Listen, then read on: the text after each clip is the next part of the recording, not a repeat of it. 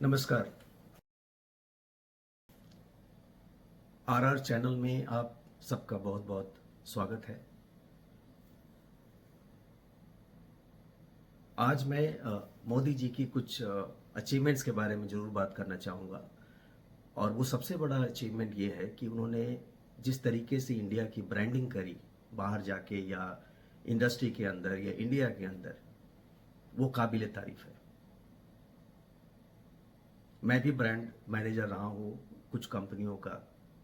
मैंने भी बहुत ब्रांड मैनेजर्स, अच्छे अच्छे ब्रांड मैनेजर्स देखे हैं, लेकिन मोदी जी की तरह ब्रांड मैनेजर कोई नहीं है। उन्होंने पूरे इंडिया का आउटलुक ग्लोबल पर्सपेक्टिव में काफ़ी चेंज करा। इंडियंस का सेल्फ एस्टीम काफ़ी इंप्रूव करा। Respect of Indians globally has really improved. उन्होंने मेक इन इंडिया की बात करी, उन्होंने स्टार्टअप इंडिया की बात करी, उन्होंने डिजिटल इंडिया की बात करी, और उन्होंने चाइना +1 की बात करी। और वो चाहते हैं कि हमारी कंट्री में काफ़ी इन्वेस्टमेंट आए, बड़ी कंपनियां आए, और चाइना पे डिपेंडेंसी कम हो। And we should be and we can be alternative to China. That is the perception he is having right now, which is good. लेकिन मोदी जी को भी मालूम है और इंडस्ट्री वालों को भी मालूम है कि जो इंफ्रास्ट्रक्चर सिर्फ रोड की बात नहीं कर रहा मैं। Infrastructure for the industry in terms of good man power, quality of man power, infrastructure of the industrial area, connectivity, और जितने भी ease of doing business, corruption, इन सब पे आपको काम करना पड़ेगा। मैं करीब करीब 300 इंडस्ट्री के साथ में जुड़ा हूं, और मैं आपको अपना एक्सपीरियंस बताता हूं। आप मेक इन इंडिया की बात कर रहे हैं, बहुत सारी इंडस्ट्री आ रही हैं, और उस इंडस्ट्री में अगर कोई कंपनी कैंपस में जाती है तो 400, 300, 400 स्टूडेंट्स का वो टेस्ट करती हैं, इंटरव्यू होता है, ग्रुप डिस्कशन होता है, और 400 में से वो सिर्फ 5, 6, 10, 15 बच्चों को पिक करती हैं। I am not talking about IT companies, I am talking about non IT companies, क्योंकि आईटी कंपनीज की वर्किंग टोटली डिफरेंट है। They are taking people from mechanical side, electrical side, electronic side, computer science side, but ultimately they are training them for 1.5 years to come to their level of expectations. तो IT industry की मैं बात नहीं कर रहा, मैं manufacturing industry की बात कर रहा हूँ। तो कैंपस में जो क्वालिटी ऑफ पीपल हैं, जो क्वालिटी ऑफ स्टूडेंट्स हमें मिलते हैं, 400 में से 10 स्टूडेंट का सिलेक्शन होता है। जो एम्प्लॉयज काम कर रहे हैं और उनका इंटरव्यू जब हम लेते हैं, मैनेजर्स का या इंजीनियर्स का, सीनियर इंजीनियर्स का, तो हम 10-15 इंटरव्यू के बाद we are able to select 1 person. So you can imagine the kind of quality that we have. किसी मैनेजर की सैलरी अगर 15 लाख है तो उसकी एक्चुअल कॉम्पिटेंसी और उसकी actual value of salary is not more than 7 to 8 lakhs। लेकिन हम करें क्या? हमारे पास कोई ऑप्शन नहीं है, क्योंकि हमें जो अवेलेबल टैलेंट है उसमें से बेस्ट को चुनना है। लेकिन बाकी कंपनी का क्या होगा? जो बड़ी कंपनियां हैं, जो मल्टीनेशनल कंपनीज हैं, they can hire good people, but what about tier 1, tier 2, tier 3, tier 4 companies? What about service providing companies? और मैं एक चीज और बता रहा हूं आपको कि हमारे हिंदुस्तान में जॉब की कोई कमी नहीं है। हमारे हिंदुस्तान में सिर्फ कॉम्पिटेंट लोगों की कमी है, और उसका मेन रीजन है हमारा एजुकेशन सिस्टम। आज हम करीब करीब $2.9 ट्रिलियन की इकॉनमी है, नंबर 5 पे हैं हम। बहुत खुशी की बात है। लेकिन आपकी एस्पिरेशन इतनी ज़्यादा है तो आपको बेसिक इंफ्रास्ट्रक्चर पे, एजुकेशन पे, स्किल डेवलपमेंट पे एक्चुअल में काम करना पड़ेगा. आपका school education is an sham. आपका इंजीनियरिंग कॉलेज जाके देख लो आप. स्टूडेंट्स, मैं आईआईटी की और एनआईटी की बात नहीं कर रहा, बट 80% 90% इंजीनियरिंग कॉलेजेस वो आईआईटी एनआईटी नहीं है. आप वहाँ के स्टूडेंट से आप बात करो, उनके कुछ डेफिनेटली कुछ तो हैं ही talented, that is how they are getting jobs.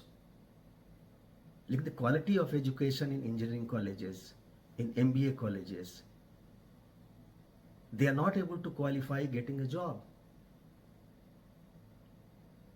अपने कोर्स का उनको बेसिक्स नहीं पता होता. यू कैन इमेजिन, जो स्टूडेंट पास आउट होते हैं उस कॉलेज से वही प्रोफेसर बनते हैं, and they are getting salary of 10,000 15,000 rupees. What kind of control the government has? Primary education, secondary education, higher education, professional education, every education is in a very very bad shape. और आप चाहते हैं कि बड़ी company, बड़ी industry आपके हमारे हिंदुस्तान में आए, यहाँ प्लांट सेटअप करे. अब टेस्ला अगर कंपनी आ गई तो they will pick up all good people. जो क्रीम टैलेंट है हमारे हिंदुस्तान का वो ले जाएंगे. जितनी बड़ी company, multinational company, chip manufacturing company जो इंडिया में आ रही हैं, definitely they will take. Amazon आ रहा है आईटी से, या बाकी डाइवर्सिफाइड बहुत सारे, Toshiba is coming, there many companies coming in India, so they will pick up all good people. And Indian companies will be left only with less talented people, incompetent people, I would say. The productivity will be a challenge. Profit margin will be a challenge. Tier 1, Tier 2, Tier 3, they are working on 3 to 4% of profit margin. Attrition बहुत है, और attrition का main reason एक ही दो हो सकता है. या they are not competent, और they are getting much better opportunity outside. तो जो अच्छे एम्प्लॉयज़ होते हैं वो निकल जाते हैं. तो अगर आपको बड़ी इकोनॉमी बनानी है तो सबसे पहले अपना basic infrastructure in terms of education, इसके ऊपर आपको काम करना चाहिए. आप जाके देखो स्किल इंडिया, जो आपने बहुत प्रचार किया गया गवर्नमेंट के द्वारा भी, और बहुत अच्छा इनिशिएटिव था गवर्नमेंट का. लेकिन आप जाके देखो स्किल इंडिया में क्या हो रहा है. उनका इंटेंशन क्या है? स्किल इंडिया जितने भी सेंटर बने हैं उनका इंटेंशन क्या है? 70-80% आपका पैसा वेस्ट हो रहा है. आप गांव में जाके देखो, जो भी बच्चियां हैं वो 7वीं 8वीं क्लास तक पढ़ने के बाद अब अपने को वो लेबर वाला काम नहीं करती, because they perceive themselves as an educated girl. ना वो लेबर का काम कर पाएंगी, करती हैं, करना चाहती हैं, और ना वो स्किल्ड लेबर का काम कर पाएंगी. इसी तरीके से जितने भी बच्चे हैं मेल,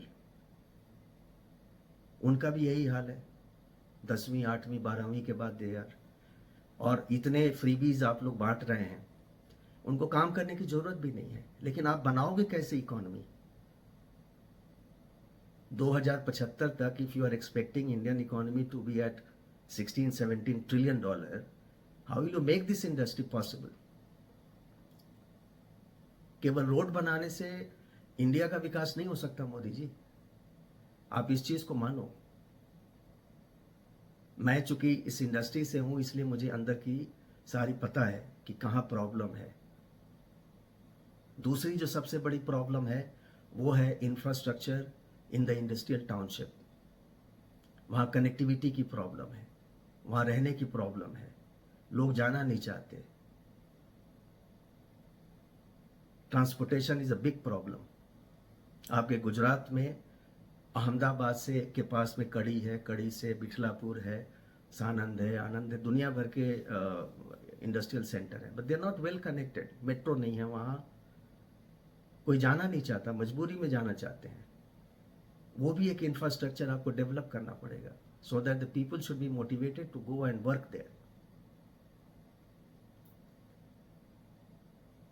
और तीसरा इशू जो मुझे लगता है कि जितनी भी इंडस्ट्रीज हमारे हिंदुस्तान में आ रही हैं, और ये तो मैं आपको बता सकता हूँ कि ये इंडस्ट्रियल लॉबी इसके पीछे बहुत इफेक्टिवली काम करती हैं। जितनी भी इंडस्ट्रीज, मैन्युफैक्चरिंग इंडस्ट्रीज इंडिया में आती हैं, वो सिर्फ 3 या 4 स्टेट्स में जाती हैं: गुजरात, महाराष्ट्र, कर्नाटका एंड तमिलनाडु। और इन लॉबी को ये लगता है, इंडस्ट्रियल बॉडीज को ये लगता है कि अगर हम बिहार में, यूपी में, उड़ीसा में, कैलकाटा में, अपना बाकी जो सदर्न ईस्टर्न स्टेट्स हैं वहाँ से, राजस्थान से, मध्य प्रदेश से, छत्तीसगढ़ से, अगर वहाँ इंडस्ट्री, हम बड़ी इंडस्ट्री लगा दें तो लेबर का काम कौन करेगा? So these states have become only labour suppliers. तो आपका चतुर्भुज विकास तो होगा नहीं। आपके कुछ स्टेट्स जो हैं वो काफ़ी डेवलप कर रहे हैं, और बाकी जो स्टेट्स हैं they are only becoming labour states, they are supplying only labours. चौथी जो प्रॉब्लम है वो करप्शन की प्रॉब्लम है। आप चाहे जितना मर्जी डिजिटाइज आपने कर रखा है, लेकिन चाहे बिजली का कनेक्शन लेना हो, चाहे कोई भी कनेक्शन लेना हो, बिना ब्राइब के कुछ नहीं होता।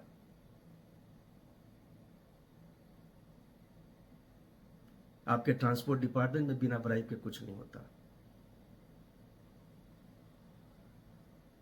कोई भी छोटा मोटा ठेका भी लेना हो तो आपको पहचान चाहिए। बिना पहचान के you can not do business here. तो आपकी जो एस्पिरेशन है उसको मैच कैसे करेगा ये? इतनी अनएम्प्लॉयड यूथ पड़े हैं, दे आर नॉट एम्प्लॉयबल। हमें, we are struggling for employees, industry is struggling for good employees. तो इतना गैप लेके हम कैसे काम करेंगे? आप खुद बताओ मोदी जी। और अगर आप सही में अगर इंडिया को डेवलप करना चाहते हो तो एजुकेशन पे, हेल्थ के ऊपर, इंफ्रास्ट्रक्चर के ऊपर, और proactively you have to develop industrial township. और इसको आपको दूसरे स्टेट्स में भी स्प्रेड करना पड़ेगा। एमएसएमई से किसी स्टेट का बहुत डेवलपमेंट नहीं हो सकता जो आप चाह रहे हैं। धन्यवाद।